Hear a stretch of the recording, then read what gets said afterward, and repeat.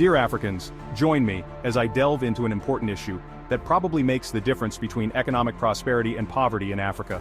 The relentless pursuit of national economic interests is at the heart of every nation's international engagements.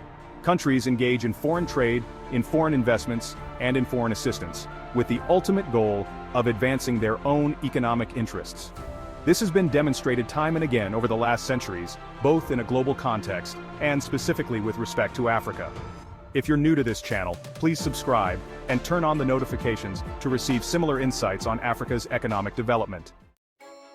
Now, let's start with some global examples of national economic pursuits, which have been disguised and portrayed as altruistic plans or programs designed for other nations. Number 1.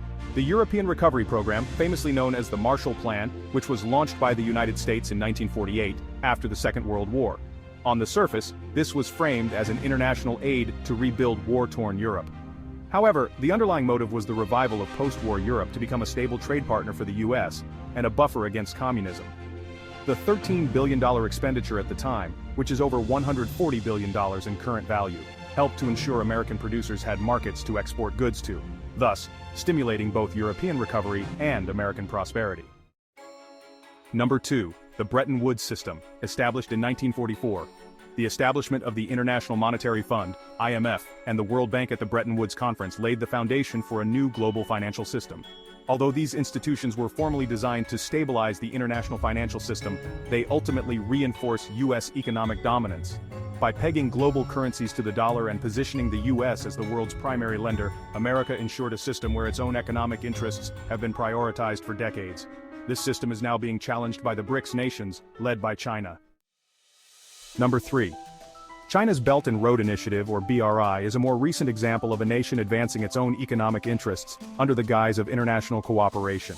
Through investments exceeding $1 trillion in over 60 countries, China builds infrastructure that not only stimulates growth in these countries, but also secures China's access to key markets and resources for China.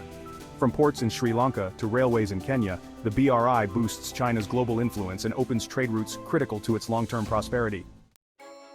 Now let's dive deeper and examine specific examples of foreign economic interests in Africa. Number 1. France's involvement in its former African colonies, particularly in West and Central Africa, has long been driven by its economic interests, under a scheme known as FrancAfrique, or French Africa. Through the CFA franc monetary system, France retains control over the currencies of 14 African nations, ensuring they remain tied to the French economy. In return, France secured access to African resources, such as the significantly underpriced uranium from Niger Republic. This FrancAfrique system has been widely criticized for perpetuating economic exploitation while benefiting French industries. This system was recently challenged by Sahelian countries of Mali, Burkina Faso, and Niger. Number 2. The Forum on China-Africa Cooperation highlights China's economic interests in Africa. In exchange for building roads, railways, and ports, China gains access to vast African natural resources. Countries like Angola and the Democratic Republic of Congo (DRC) have signed resource-backed loan agreements with China, whereby Chinese firms extract resources like oil and cobalt to repay the loans. At the most recent China-Africa Summit held in September 2024, China pledged additional investments exceeding $50 billion. This ensures a steady flow of raw materials crucial for China's growing industries. That's what China gets in return. Number 3.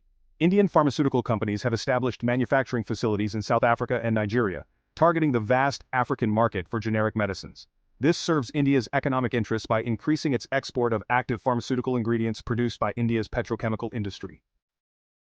Dear Africans, as shown in those examples, all these international engagements, whether wrapped in diplomacy or economic assistance, are often driven by the economic self-interest of nations seeking to bolster their own economies. Economic self-interest remains the dominant force in international relations. Every nation ultimately aims to protect and advance its own economic prosperity. Therefore, African nations too must recognize this pattern and craft strategies that protect their own economic sovereignty, economic interests, and prosperity. There are vital lessons for Africa in the international pursuit of national economic interests. 1. African nations should ensure that foreign investments and partnerships benefit them equally, without compromising Africa's sovereignty or long-term economic interests. 2. African nations should protect and manage their natural resources more prudently, ensuring that extraction and exploitation benefit local economies and communities. 3. African nations should support and promote African businesses, African business champions to compete with foreign companies, fostering African entrepreneurship and economic growth. At the end of the day, Africa's long-term prosperity will be determined by the ability to prioritize its own economic interests in an increasingly competitive global landscape. After all, to quote Jim Carville, "It's the economy, stupid." Thanks for watching. If you found this interesting, please like and share it.